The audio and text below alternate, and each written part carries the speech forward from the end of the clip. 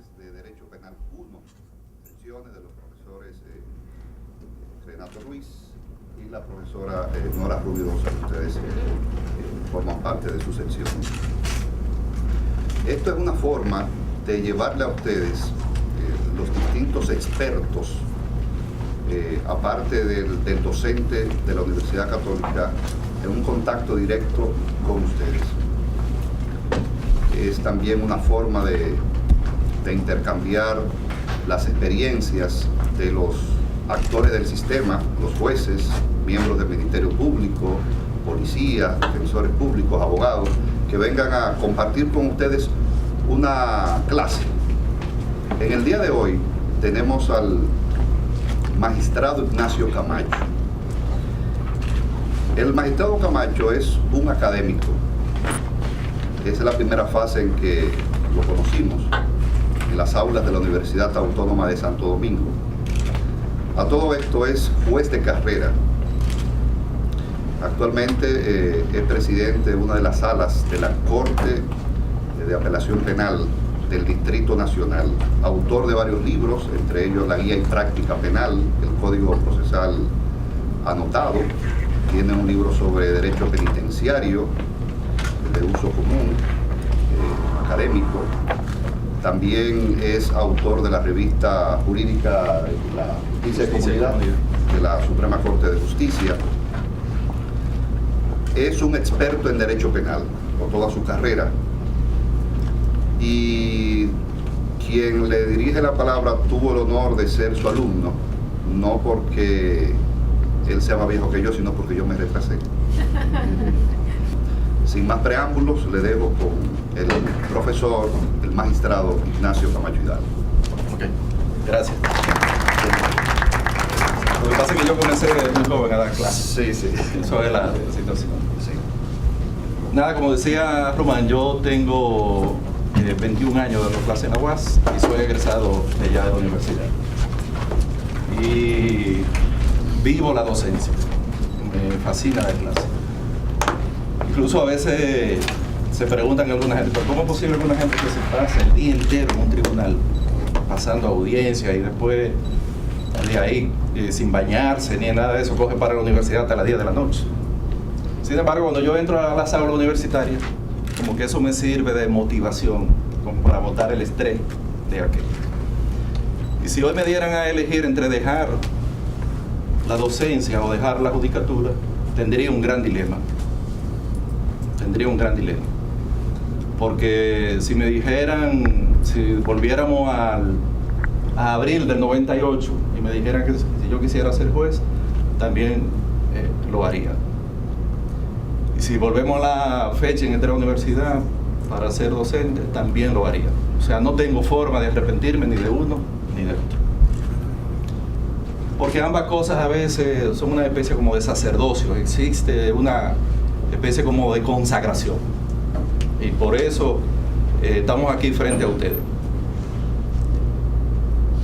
Fíjense una cosa, vamos a hablar un poco como la temática que nos trae acerca de algunos aspectos vinculantes entre sí de lo que es el derecho penal, que es algo que ustedes están viendo y estudiando y consultando en los libros hoy en día. Y vamos a hacer desde un punto de partida para llegar a hoy en día a una especie de realidad dentro del área del derecho penal. Y a veces a mí me gusta el asunto de, no sé si ustedes han oído hablar del famoso diálogo socrático, el hecho de que se hacen preguntas y respuestas, a veces el que hace la misma pregunta al mismo tiempo establece la respuesta. Entonces, la primera pregunta que surgiría a propósito de esto es, ¿cómo surge el derecho? ¿Qué es eso del derecho? Para verlo entonces dentro de la particularidad que tenemos como el derecho penal. Miren, desde el punto de vista real, nadie puede afirmar a ciencia cierta cuándo, ni cómo, ni dónde surge el derecho.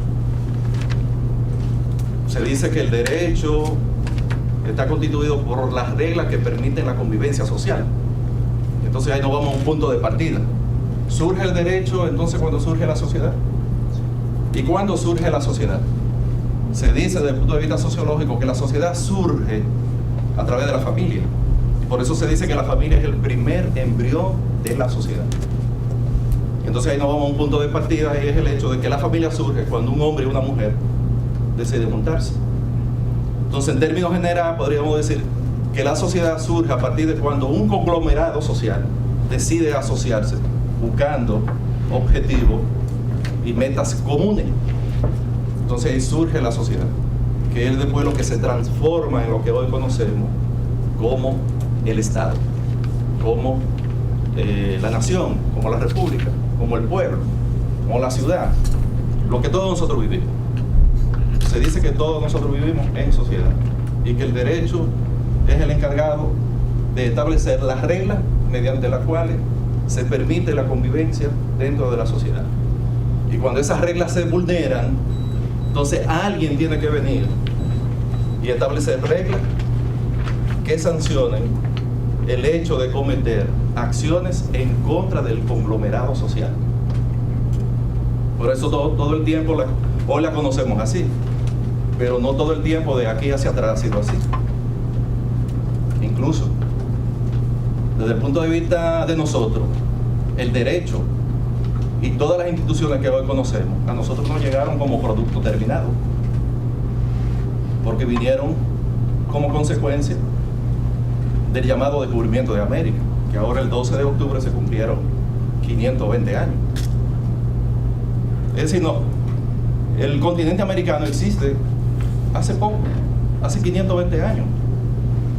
Pero si nos vamos al punto de nacimiento de Jesús, hace 2000 años. Pero antes del nacimiento de Jesús ya existían sociedades de miles de años hacia atrás.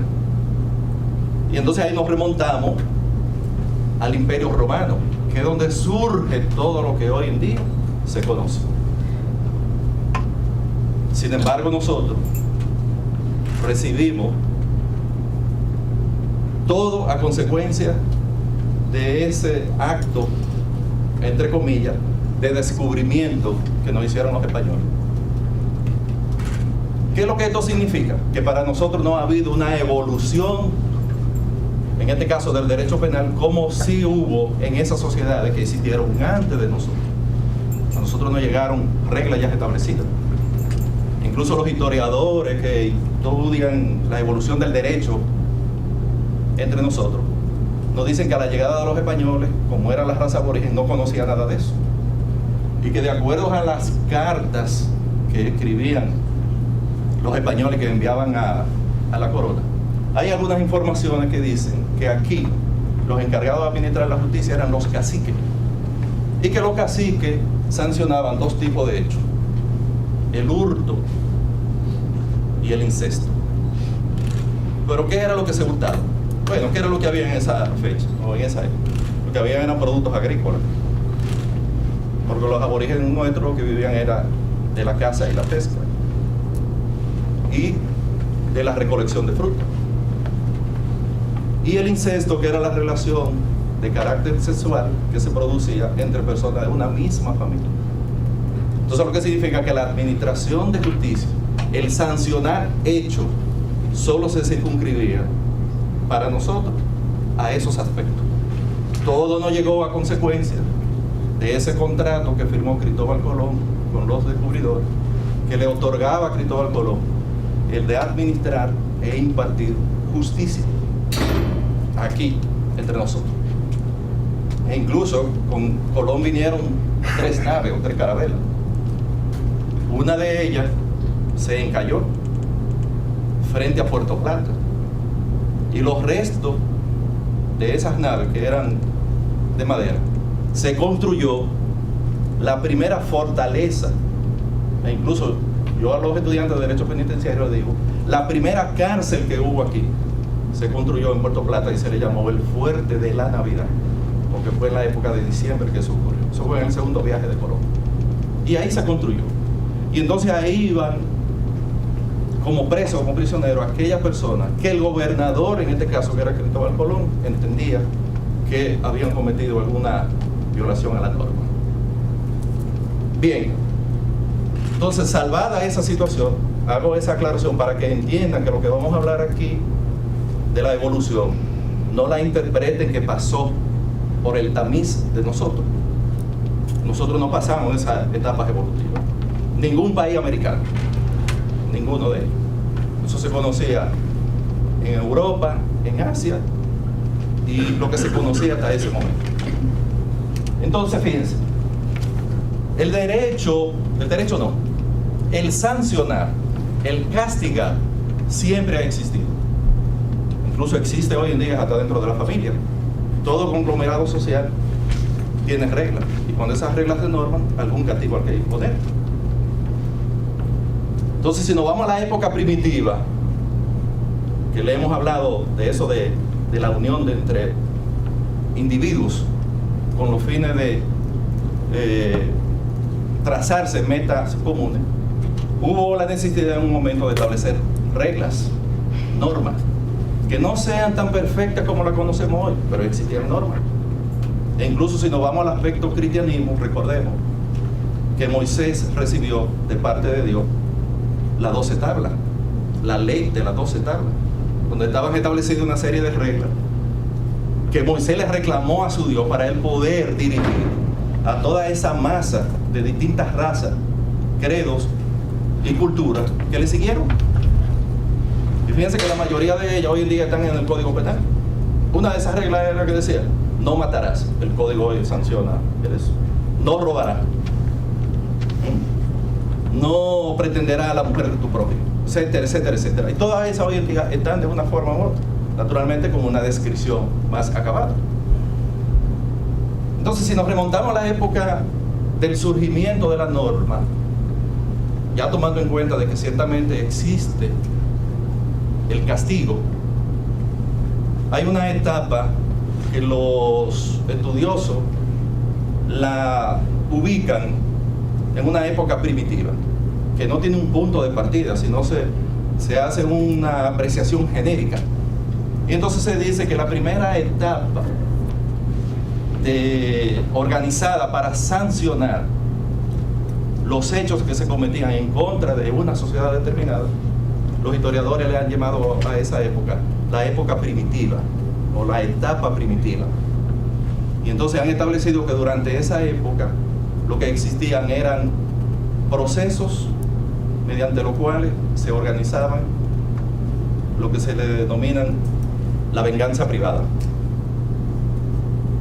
Es decir, se permitía dentro de la sociedad que una persona que recibía un daño podía, en contra de quien lo cometió o de cualquiera de sus allegados, cometer un hecho igual y de igual naturaleza y con iguales consecuencias.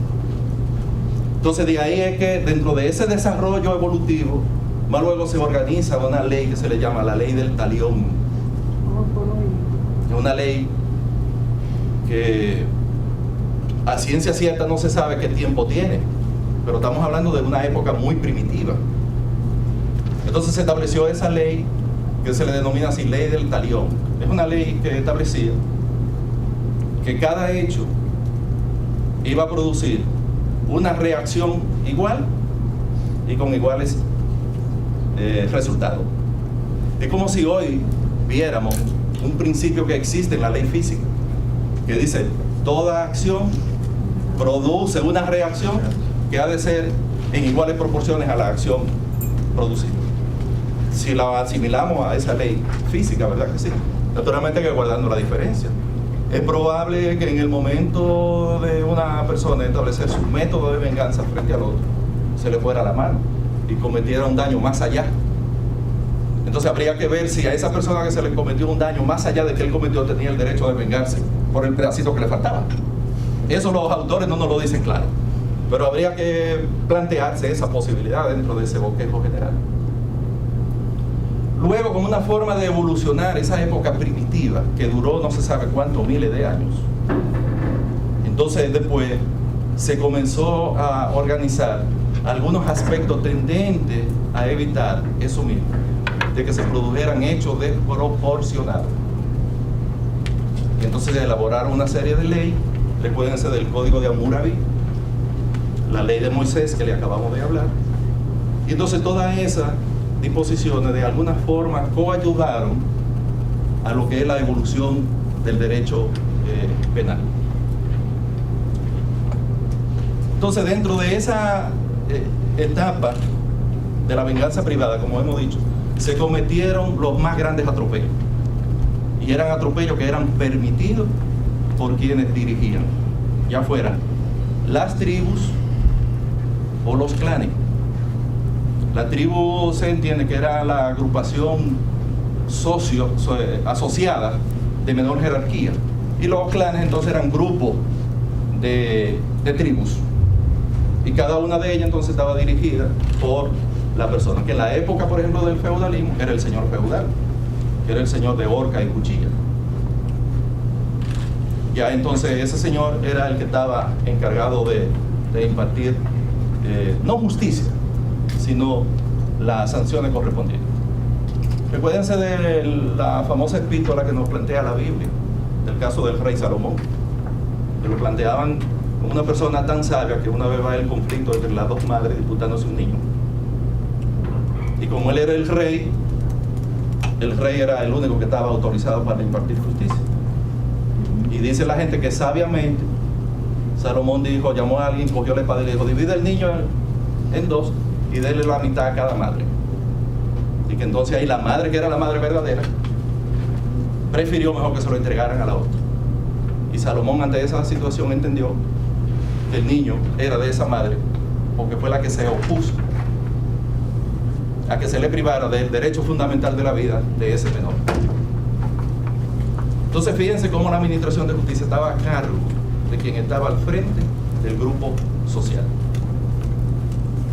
Luego, entonces, evolucionando de la venganza privada, viene un periodo que es el periodo de la expiación por carácter religioso. En este caso, el concepto mágico religioso se apodera del concepto sanción dentro de la sociedad, y entonces ya correspondía a los grupos religiosos. Cuando hablamos de grupos religiosos, en este caso, la religión que se profesaba para ese entonces era la religión católica, que era prácticamente la única que existió desde el punto de vista organizado. Entonces se organizó lo que se conoce hoy en día como la Santa Inquisición, porque entonces se partía del criterio de que todo miembro de una sociedad que vulneraba las reglas no solo lo estaba haciendo en contra de sus propios semejantes, sino que lo estaba haciendo en contra del rey, que a su vez era el representante del Dios divino.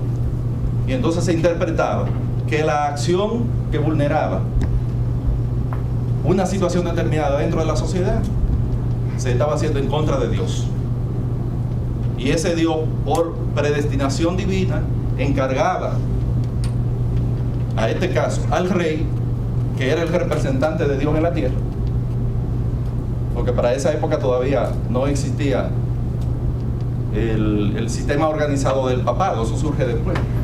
Entonces, ese rey entonces era el encargado de administrar justicia. Entonces, dentro de esos boquejos en sentido general, hay un elemento nodal y que hoy en día, aunque ustedes no lo crean, sigue presente en toda sociedad, que es el sadismo.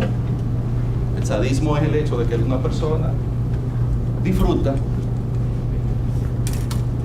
el daño que se le produce a otro. Si nos vamos, por ejemplo, a la época del Imperio Romano, y lo que han visto por televisión, la película de Espartaco, verán cómo el Imperio Romano en el Coliseo organizaba aquellos juegos donde se enfrentaban dos gladiadores y uno de ellos tenía que morir. Y cuando no se producía la muerte a consecuencia del uso de las armas, entonces se le dejaba al César, que con una simple seña o le otorgaba la vida o la muerte a esa persona. Y entonces todo el pueblo disfrutaba el ver aquel cuerpo brotar la sangre, ver cómo los miembros, o ver cómo esa persona era desmembrada. Y entonces dentro de la Inquisición se utilizaron métodos de barbarie para hacer cumplir la ley. Y ahí nos encontramos con muchísimos ejemplos. Ustedes se han pensado en alguna ocasión por qué se nos presenta el escenario de que Jesús fue crucificado. Pero no lo crucificaron porque era Jesús, es porque esa era la forma que en esa época se utilizaba como máximo castigo. ¿No recuerdan ustedes que al lado de Jesús habían 2 ladrones crucificados igual? Y fíjense, el hecho de establecer, de imponer una justicia de esa forma, no solo se hacía para vengar a la sociedad por el hecho, sino también se utilizaba como método disuasivo. Fíjense que hablando de la propia crucifixión de Jesucristo, el condenado tenía que cargar su propia cruz y pasearse por el pueblo. Y lo vemos en la película. Y no era que el pueblo iba porque quería, era que lo llevaban obligado. Las madres llevaban a sus niños. Y cuando la persona iba pasando por ahí, la madre, si el niño mostraba algún vestigio de horror, la madre tenía que enderezarle la cabeza para que él lo viera. Y los padres decirle: mi hijo, eso te puede pasar a ti si tú violas la ley divina, si violas las reglas. Pero también tenemos el caso de Juana de Arco, que murió en la hoguera, porque en esa época la forma de sancionar o de castigar era quemando a la persona. Pero también existía lo que se llama la rueda. La rueda se utilizaba de distintas formas en distintas épocas, pero la rueda lo que producía era un martirio a la persona que moría no de una vez sino al cabo de cierto tiempo. Y es así mismo, por eso se le llama el castigo de la rueda. La persona era amarrada en una rueda, a veces era una rueda que daba vuelta lentamente y se metía en un pozo de agua. Y ahí la persona duraba a veces hasta días dando vueltas. Otra forma de rueda era que el individuo era amarrado en un espacio. Entonces venía una persona con una rueda hecha como de piedra y entonces la iba haciendo rodar, pero no la hacía rodar por el cuerpo de una vez, sino que se la pasaba por los miembros. Entonces le destrozaba lentamente los dedos de los pies, los dedos de la mano, una costilla. Y es decir, duraban horas con esa tortura. Y todo eso estuvo dentro de ese periodo que se conoce como el periodo de la Santa Inquisición.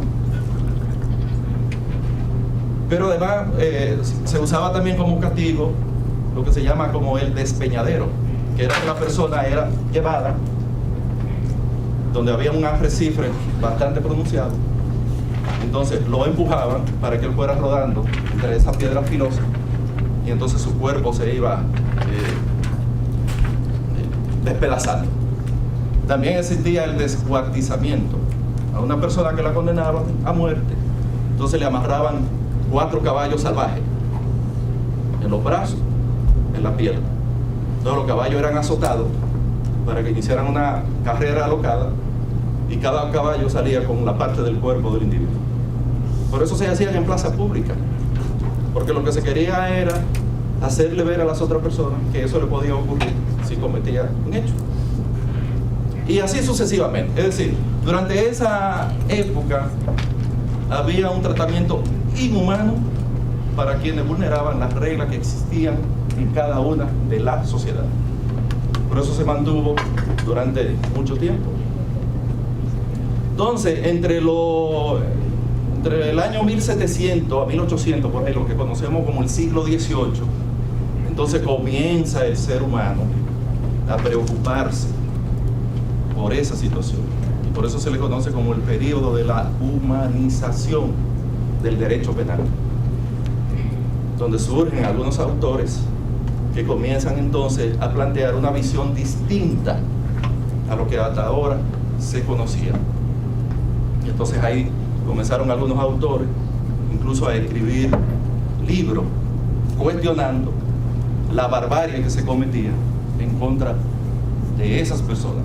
Y por eso se le denomina eso el periodo humanitario.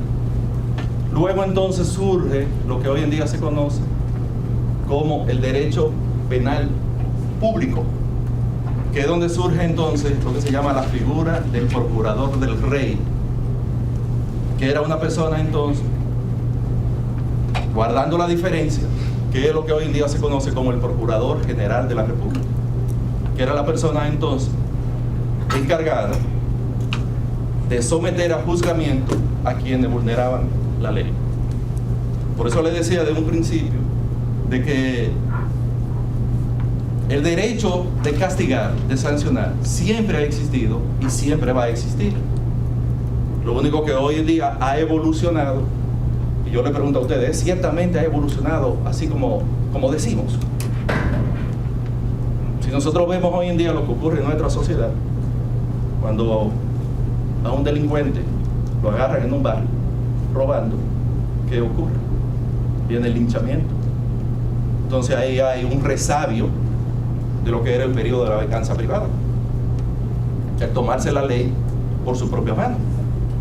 Incluso hay algunas autoridades hasta lo alientan. Hay ocasiones, por ejemplo, de que dentro de un ámbito asociativo delincuencial, un individuo mata a otro y la policía cierra el caso diciendo: ah, no, eso fue un ajuste de cuenta. Ya ese caso nadie lo investiga.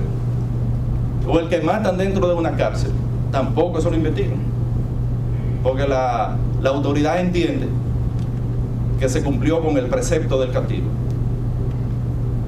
aunque no lo digan, aunque no lo digan. Por eso es lo que se interpreta a consecuencia de la no acción tendente a determinar qué ocurrió en ese caso. Entonces, hoy en día, dentro del derecho a la imposición de pena, se ha variado el concepto que antes existía de que las penas, cualquiera que fuera de esas que hemos visto, como la privativa de libertad, la persona la sufría. Fíjense que no era un concepto no existía el carácter regenerador o socializador del individuo. Y si usted se lee el Código Penal, usted va a encontrar en algunos textos que el Código dice que cometa tal hecho será condenado a sufrir la pena de tantos años, que ya hoy en día no es trabajo público, sino de reclusión mayor. Ya los trabajos públicos no existen. Era un concepto antiguo donde se permitía que las autoridades, los gobiernos, podían utilizar a la persona para realizar trabajo público en beneficio del Estado, sin necesidad de pagarle. Y eso, sobre todo en el caso de países como el nuestro, se permitió que muchas veces muchos generales o funcionarios se llevaban de las cárceles 15 o 20 presos para que le fueran a trabajar en su finca. Ya hoy en día ese concepto de trabajo público no existe. Entonces surge, como les he dicho, la figura del procurador del rey, que a consecuencia de una cédula real del rey, del absolutista, lo encargaba de perseguir y hacer juzgar a aquello que violase la ley.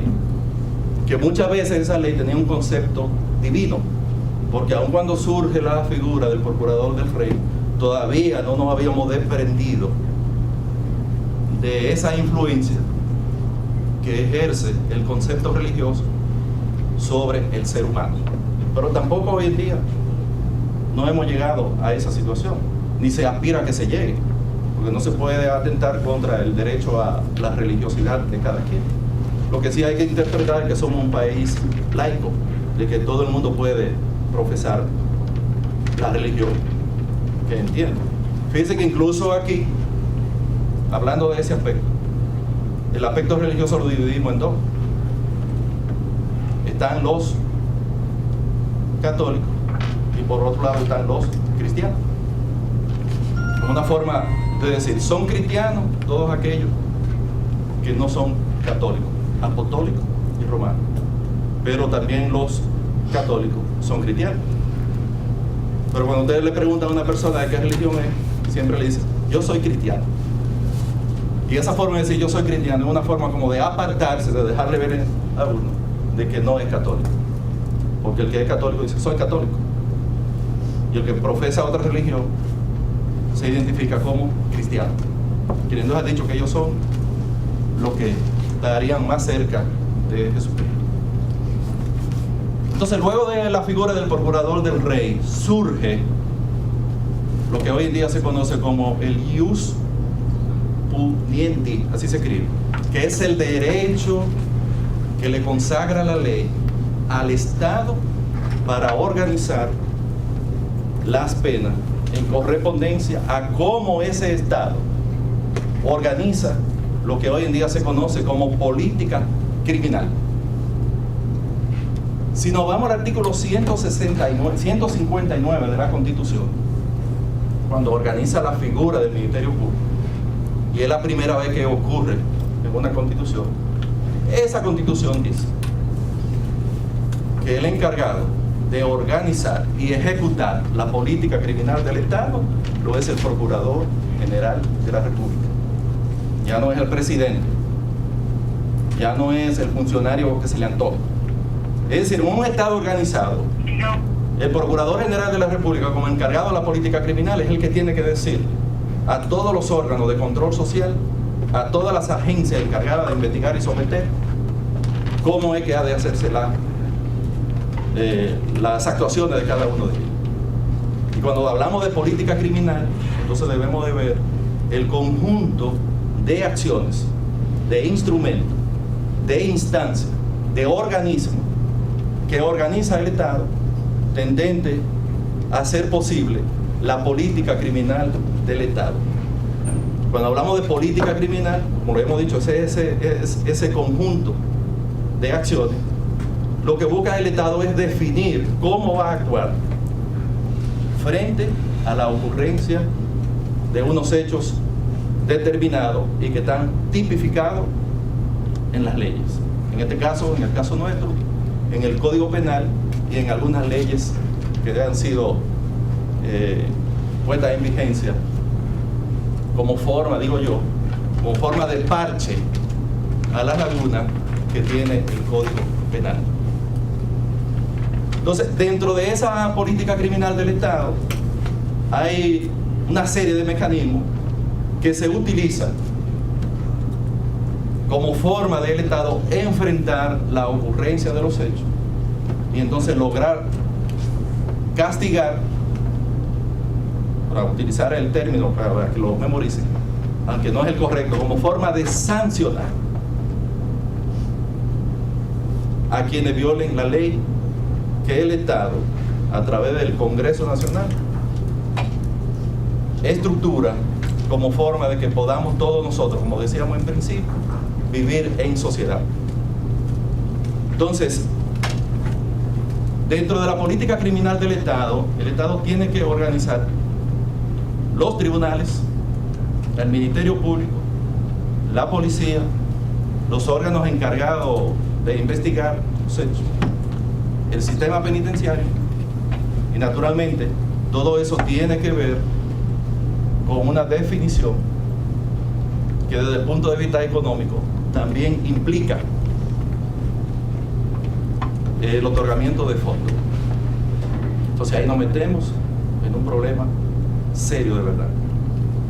En países como el nuestro, la política criminal del Estado nunca ha sido un tema para sentarse a discutir cada vez que se elabora el presupuesto nacional. Como forma de hacer efectiva esa política criminal, los estados organizan un conjunto de acciones que no necesariamente en el caso nuestro se dan, pero ocurren cada cierto tiempo. Pongo el ejemplo. Muchos de ustedes han viajado. Los que viajan a Estados Unidos saben que desde el 11 de septiembre para acá hay una ley en Estados Unidos que se llama la Ley Patriótica. Y por eso es que los que viajamos nos someten a un escarceo corporal, que nadie puede negarse eso. Y esa ley dice, mientras un pasajero está en el aeropuerto, cualquier aeropuerto internacional de Estados Unidos o nacional, ahí no hay derecho, ahí no hay constitución, no hay justicia, no hay juez. Ellos hacen lo que quieran. Lo que quieren. Y si ellos de ahí entienden que usted es una persona sospechosa, O lo devuelven, o lo someten, o hacen. Pero mientras uno está ahí, ahí no hay derecho. No hay derecho. Les reitero, ahí no hay derecho, no hay justicia, no hay juez, no hay ministerio público, no hay nada. Ahí esas personas que están ahí son las que deciden qué van a hacer con un ciudadano. Porque la ley lo faculta para eso. Entonces eso es lo que forma parte de la política. Es decir, cuando el Estado ante una situación tiene que poner en movimiento o crear situaciones para impedir eso. Por ejemplo, en el año de 1985, un autor alemán, se llama Günther Jacob, planteó la teoría que se llama el derecho penal del enemigo, donde él plantea que la sociedad, en un momento dado de convulsión, tiene que ver a todo infractor a la ley como un enemigo, y como tal tiene que tratarlo. Aquí naturalmente que eso no se ha hecho, ni se va a hacer. Ni se ha hecho, ni se va a hacer. Hay otra forma de enfrentar el aspecto de la política criminal, que es lo que se llama tolerancia cero. Tolerancia cero lo que significa a grandes modos es que en una sociedad no se mueve ni una hoja de un árbol sin que eso no traiga consecuencias.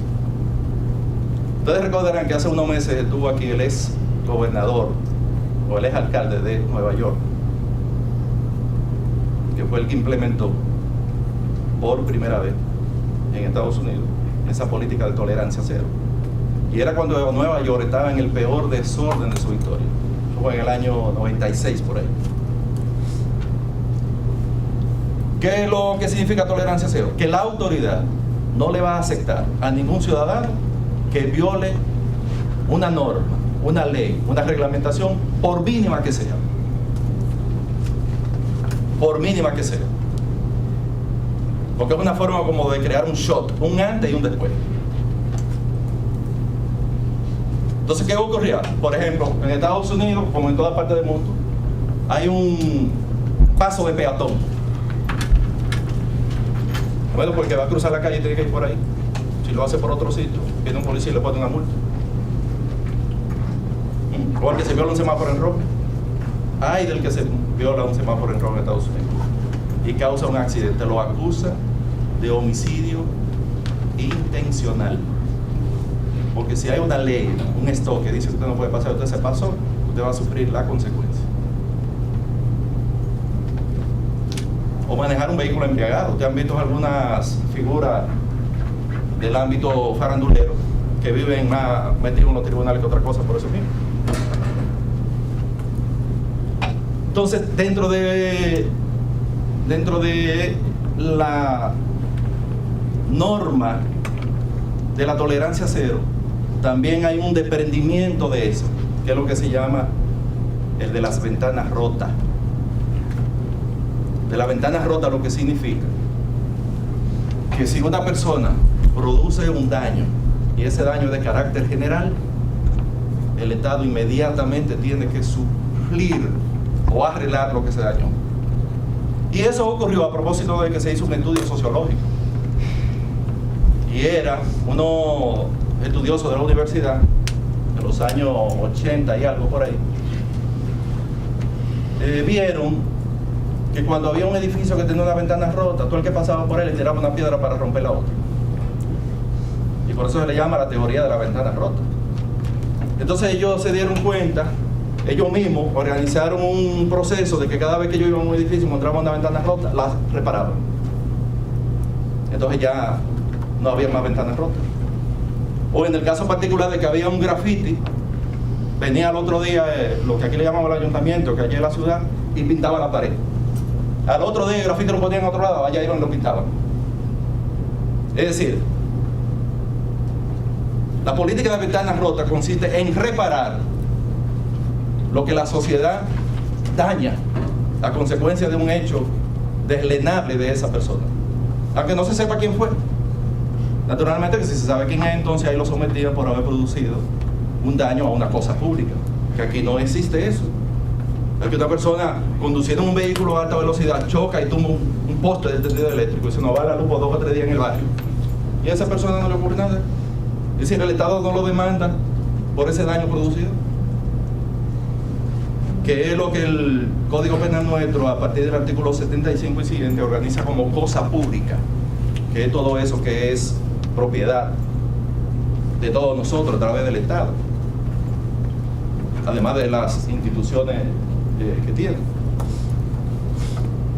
Entonces, en definitiva, todos esos aspectos son propios de la definición de la política criminal del Estado. Y dentro de esa política criminal, el Estado tiene que definir cuál es su sistema penitenciario, porque tiene que definir cuál es el fin de la pena. Piense una situación: el Código Penal nuestro tiene la sanción máxima, que no es verdad que es sanción máxima, es una pena máxima de 30 años. Pero usted busca en los archivos judiciales y no hay nadie que haya cumplido esa pena de 30 años. Entonces, ¿dónde está la medición de la efectividad de esa pena?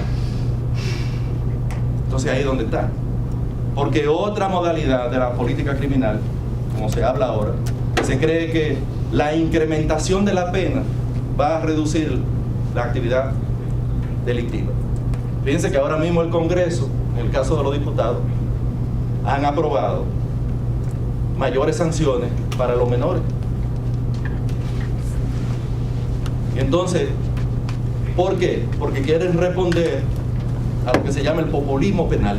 Es decir, la gente reclama que los menores son tratados por un código del menor y por unos tribunales del menor que, aunque cometan un hecho, la sanción es mínima.